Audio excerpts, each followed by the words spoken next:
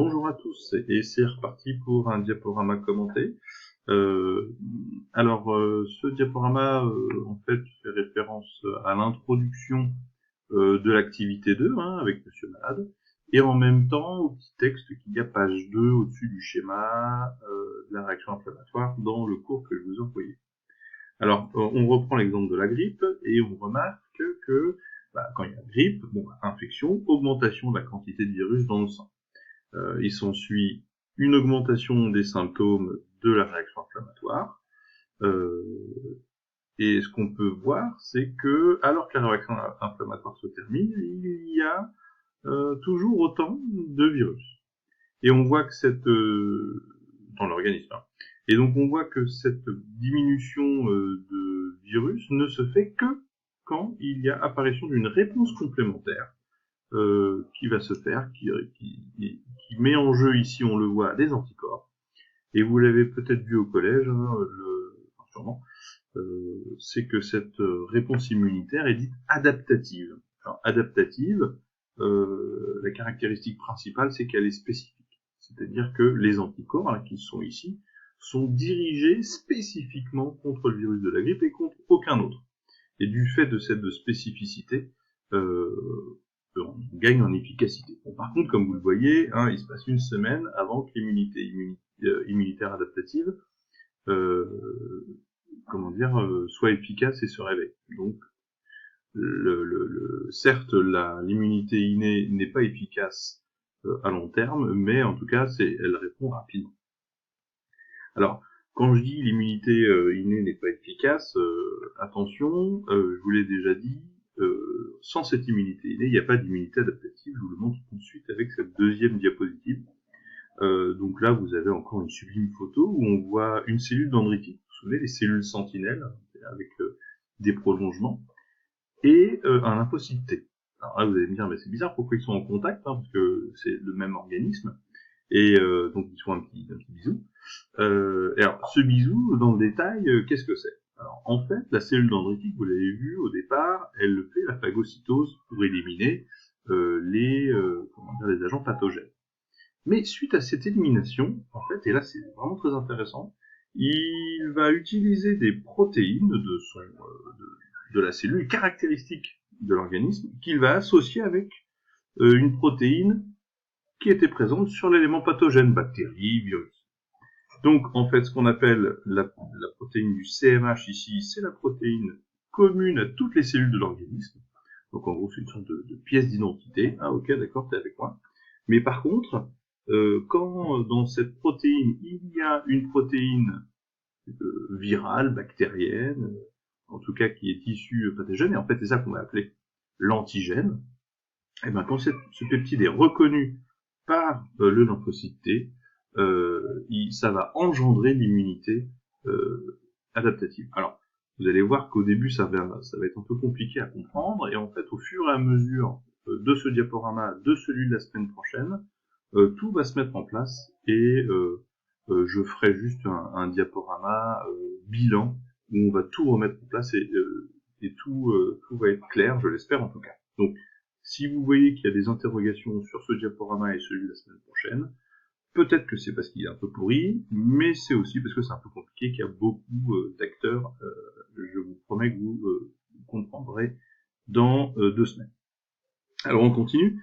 Donc les phagocytes, c'est-à-dire les cellules sentinelles, les granulocytes, etc., sont appelées cellules présentatrices d'antigènes, ou CPA.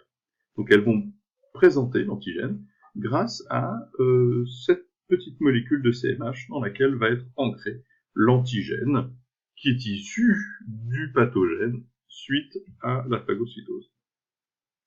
Et cette présentation se fait dans les organes lymphoïdes. Les organes lymphoïdes, c'est des organes importants dans le système immunitaire. Alors là, je vous ai mis les organes lymphoïdes primaires, par exemple la moelle des os, c'est là où vont se produire tous les lymphocytes, alors que les lymphocytes secondaires, comme les amygdales, ou ici tous les ganglions, c'est là où vont se rencontrer les lymphocytes et les cellules présentatrices d'antigènes. Donc, non, je reviens Par exemple, si vous avez on reprend Alexandre qui s'est piqué par ici, là, avec l'aiguille de rose, et ben en fait le plus proche ganglion c'est ici. Donc en fait les cellules dendritiques qui ont phagocyté la bactérie vont se retrouver ici, dans les ganglions lymphoïdes. Dans le ganglion lymphoïde, là encore, je sais pas si la photo est pas très très claire, mais on voit toutes les petites billes. Toutes les petites billes, ce sont les lymphocytes. Et puis toutes les grandes cellules avec des prolongements, ce sont les cellules dendritiques. Et donc il y a rencontre entre ces deux cellules. Et donc cette rencontre prépare l'immunité adaptative. On en reparlera un petit peu plus tard. Alors rentrons un peu dans le détail de l'immunité adaptative. Et donc là c'est la 3e page du polycopier que je vous ai envoyé.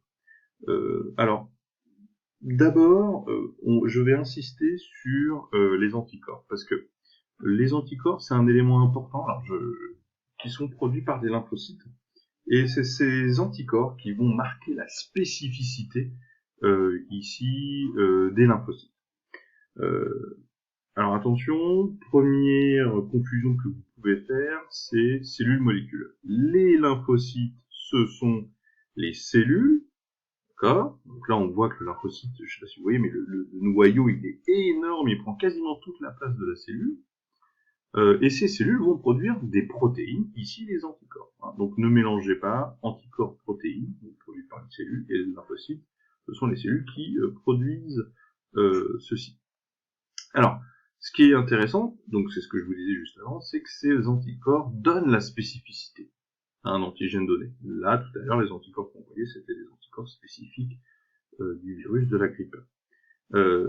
Cet antigène, vous avez la définition ici qui est aussi dans votre polycopier. Hein, c'est important de savoir ça. C'est un élément reconnu comme étranger et déclenchant une réponse immunitaire. Donc ça peut être un élément étranger dans son ensemble, c'est-à-dire un virus entier, mais ça peut être juste une protéine du virus, juste une protéine de la bactérie ou un morceau même d'une protéine pathogène.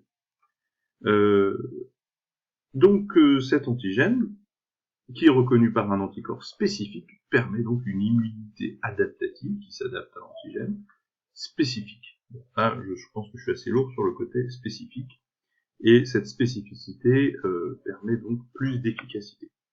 Alors, c'est ce que je vous mets ici, cette activation là des antigènes et donc de l'immunité adaptative est bien plus lente. C'est pour ça que tout à l'heure on a mis presque une semaine sur le graphique à déclencher l'arrivée d'anticorps. Donc, petit zoom sur ces anticorps. Alors, il y a plusieurs types de, on va dire, d'immunoglobulines de manière générale. Hein, dans le polycopier, je vous ai parlé d'immunoglobulines. En fait, ce sont les protéines qui vont reconnaître. Alors, chez le lymphocyte B, on va parler de récepteur B. Mais en fait, ce sont des anticorps, hein, comme on le verra tout à l'heure, qui sont ancrés dans la membrane. Et pour les lymphocytes T, vous avez ce qu'on appelle des récepteurs T, qui sont aussi des immunoglobulines. Et vous remarquez ici que les lymphocytes, il y en a 2 types, CD4 et CD8, on verra ça un peu plus tard et surtout la semaine prochaine. Voilà, donc vous reconnaissez bien la spécificité ici. Encore un petit détail, là ici vous avez à gauche une électrophoreuse, bon, un moyen de savoir quelle protéine il y a dans le sang. Chez un lapin témoin, et puis à droite, chez un lapin immunisé, on voit qu'il y a la même sens, sauf que chez le lapin immunisé, c'est-à-dire qui a rencontré le virus de la grippe, on a ici là des gamma-globulines, des immunoglobulines. Donc là, vous voyez que l'arrivée d'un virus, d'une bactérie, marque l'arrivée, la production d'immunoglobulines qui sont en fait les anticorps. On y va. Un peu plus encore dans les anticorps. Donc c'est votre petit 2, les immunoglobulines, support de la reconnaissance antigénique. Vous avez les anticorps circulants, c'est ceux qu'on retrouve ici. Vous avez les anticorps membranaires sur les lymphocytes B, c'est ceux qu'on a vus juste avant, ici par exemple. Hop, hop. Et puis les troisièmes, c'est les récepteurs T. Donc ça, ce sont des immunoglobulines. Ok. Alors, le terme d'anticorps est vraiment associé au lymphocyte B. Donc on parle de récepteur T pour les lymphocytes T. D'accord? Je ne sais pas pourquoi je dis d'accord, puisque vous ne pouvez pas me répondre. Voilà, je suis un zéro. On continue. Alors les anticorps, vous avez vu, c'est une forme tout à fait particulière. Vous avez une longue chaîne là qui est ici jaune, et puis là une longue chaîne qui est bleue. Donc en fait là on a deux grandes chaînes, qu'on appelle les chaînes lourdes, et puis deux petites chaînes, une chaîne violette et puis une chaîne ici bleu foncé. Donc en gros vous avez quatre chaînes, deux grandes, deux petites, qui forment une sorte de Y ou de T, et voilà, ça ressemble à un anticorps. Alors, je vous montre d'un point de vue schématique, et bien évidemment ce schéma, vous devez forcément savoir le refaire. Donc vous avez deux chaînes lourdes ici, hein, et puis dans ces deux chaînes lourdes, juste à côté, vous avez deux chaînes légères, donc vous avez quatre chaînes. Alors ce qui est intéressant, c'est que cette grande chaîne, elle est identique à la deuxième grande chaîne, et puis la petite chaîne légère, elle est identique à l'autre petite chaîne légère. Ici, vous avez à l'extrémité ici et à l'extrémité ici, une zone très variable, c'est-à-dire que ça, cette partie-là, d'un anticorps à un autre, elle varie énormément. C'est le graphique du document 1 de l'activité 2. Et donc du coup, en fait, bah, cette partie-là, j'ai perdu ma souris, cette partie-là permet de reconnaître l'antigène. Donc là, vous voyez qu'un anticorps peut reconnaître deux sites antigéniques, deux antigènes. Par contre, tout le reste est constant dans tous les anticorps, quelle que soit leur spécificité. Alors ça, c'est une importance qu'on va retrouver tout à l'heure. Alors, soit, bah, en fait, cette partie-là, elle est ancrée dans la membrane des lymphocytes B, soit elle a un autre rôle qui est au niveau de la phagocytose qui est marqué ici, c'est-à-dire que c'est cette partie-là qui va être reconnue par les cellules phagocytaires et qui va donc phagocyter l'anticorps, et ça c'est pas grave, et c'est surtout l'antigène qui sera collé au bout, et donc le virus, la bactérie. Très rapidement, le récepteur T, ben, vous voyez que c'est deux chaînes, et non pas quatre, contrairement aux anticorps, et que de la même manière, il y a une partie variable, en fait ça va être partie-là qui va être spécifique d'un antigène, puis la partie constante qui est ancrée dans la membrane du récepteur T. D'ailleurs, là ici, vous avez un schéma qu'il faut savoir refaire aussi, c'est comment se fait la rencontre entre le lymphocyte T et la CPA, c'est-à-dire la cellule présentatrice d'antigène, au début. Donc là, vous reconnaissez les deux chaînes du lymphocyte T, d'accord, et qui reconnaît à la fois le CMH et l'antigène. Donc c'est cette reconnaissance qui va entraîner l'immunité adaptative. Alors, ici, je vous mets le déroulement de la réponse immunitaire adaptative. Il y a deux contextes. Alors, on va en voir qu'un seul, c'est-à-dire qu'on va voir le premier qui fait intervenir les lymphocytes B, le deuxième qui fait intervenir les lymphocytes T. On le verra la semaine prochaine. Le premier est appelé médiation humorale, réponse immunitaire à médiation humorale. Donc, ça fait intervenir les lymphocytes B, très souvent quand il y a une infection bactérienne, et aussi une infection virale, mais l'infection bactérienne ne peut être combattue que de cette manière.